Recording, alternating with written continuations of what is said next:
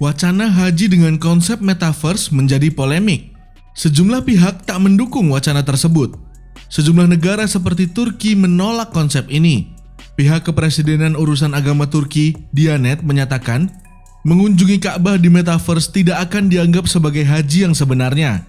Meskipun kunjungan metaverse Ka'bah dapat dilakukan, tapi tidak akan dihitung sebagai ibadah yang sebenarnya. Haji di metaverse ini tidak dapat terjadi, ujar Remzi Birkan, Direktur Departemen Layanan Haji dan Umroh Diyanet, melansir pada TRT World Minggu 6 Februari 2022.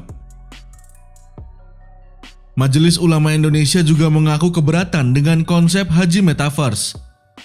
Ketua Bidang Fatwa MUI, Asrorun Niam Soleh, mengatakan ibadah haji memiliki syarat yang harus dilakukan secara fisik. Menurutnya, aktivitas ibadah haji itu merupakan ibadah madlah dan bersifat tauqifi. Haji dan umroh tidak bisa dilaksanakan dalam hati, dalam angan-angan, atau secara virtual, atau dilaksanakan dengan cara mengelilingi gambar Ka'bah atau replika Ka'bah, ujarnya kepada bisnis. Dirinya mencontohkan seperti tawaf, sa'i, wukuf hingga jumroh sudah harus dilakukan secara fisik dan di tempat yang sudah ditentukan.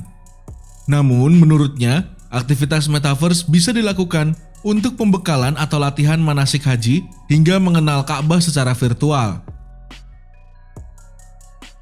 Kunjungan virtual bisa dilakukan untuk mengenalkan sekaligus juga untuk persiapan pelaksanaan ibadah atau biasa disebut sebagai latihan manasik haji atau umroh, sebagaimana latihan manasik di asrama haji Pondok Gede atau tempat lainnya, ungkap Asrorun Niam. Konsep metaverse sebenarnya diluncurkan oleh Imam Masjidil Haram Sheikh Abdurrahman Sudais. Kehadiran Ka'bah secara virtual di metaverse ini merupakan kerjasama kolaborasi Universitas Al-Qura dengan Badan Urusan Pameran dan Museum Arab Saudi.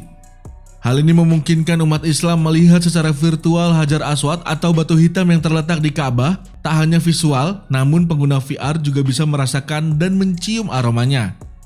Namun, hal ini diklarifikasi oleh salah satu pejabat Arab Saudi yang menyebut teknologi ini hanya digunakan untuk media manasik haji dan simulasi pelaksanaan haji yang sesuai rukun-rukun haji.